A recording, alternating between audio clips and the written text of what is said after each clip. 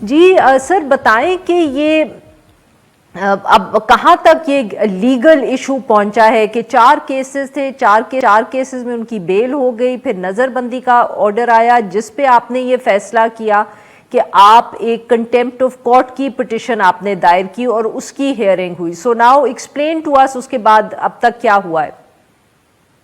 جی السلام علیکم، thank you for having me. میں تھوڑی سی وضاحت یہ کرتا چلوں کہ جو کنٹیمپٹ آف کورٹ پٹیشن ہے وہ ابھی نہیں دائر کی ہم نے.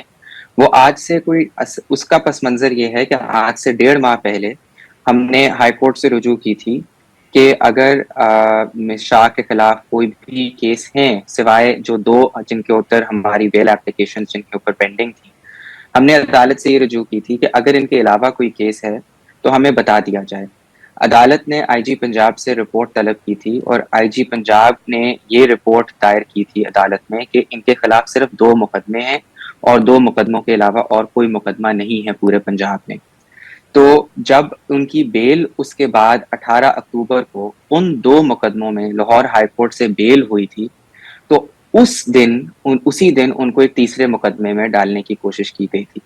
اس تیسرے مقدمے کے اوپر ڈالنے پہ ہم نے تب کنٹیمپٹ آف کورٹ دائر کی تھی اور عدالت نے اس کا نوٹس لیا تھا.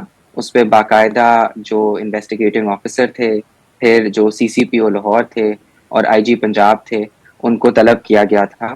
ان سے وضاحت مانگی گئی تھی کہ کن سرکمسٹانسز میں ان کو تیسرے کیس میں ملوث کیا گیا ہے.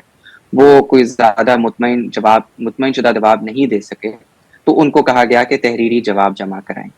تو ہماری جو کنٹیمپٹ آف کورٹ کی پٹیشن ہے وہ تقریباً 20 اکتوبر سے پینڈنگ ہے.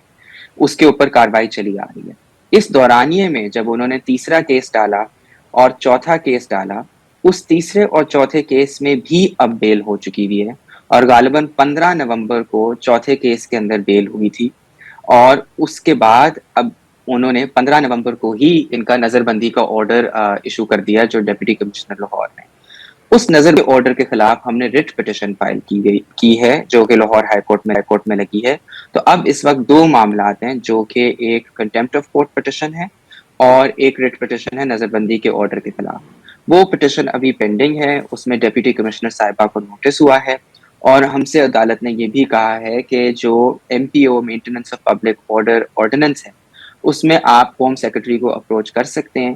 تو آپ ہوم سیکرٹری کو بھی اپروچ کیجئے اور وہ بھی اپنا فیصلہ اس پہ کریں ریپرزنٹیشن پہ، اور وہ فیصلہ بھی عدالت کے سامنے رکھا جائے.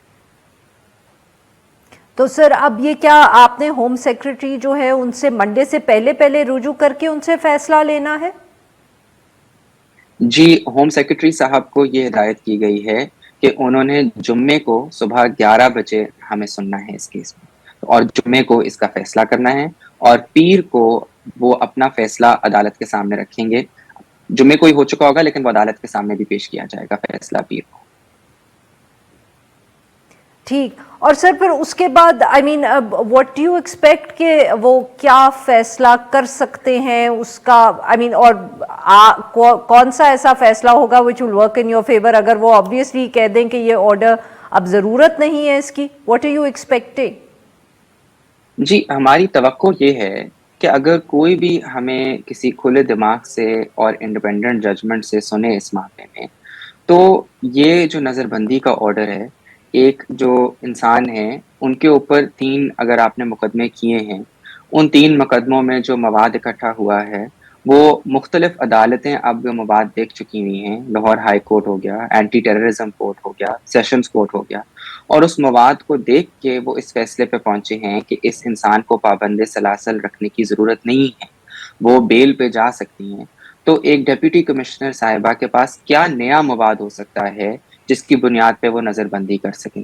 تو اس کے اوپر قانون بالکل سیٹلڈ ہے کہ صرف شک و شبہات کے اوپر آپ کسی انسان کو نظر بند نہیں کر سکتے.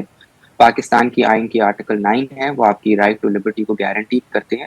کوئی ٹھوس شواہد ہونے چاہیے. اب انسان جو 6 مہینے سے ایک ویسے ہی پابند سلاسل ہے، تو کیا ٹھوس شواہد ایسے ہو سکتے ہیں جن کی بنیاد پہ یہ آرڈر ایشو ہو سکے؟ وہ تو ممکن ہی نہیں ہے کہ ایسے کوئی شواہد ہوں، نہ ہی کوئی پیش کیے گئے ہیں.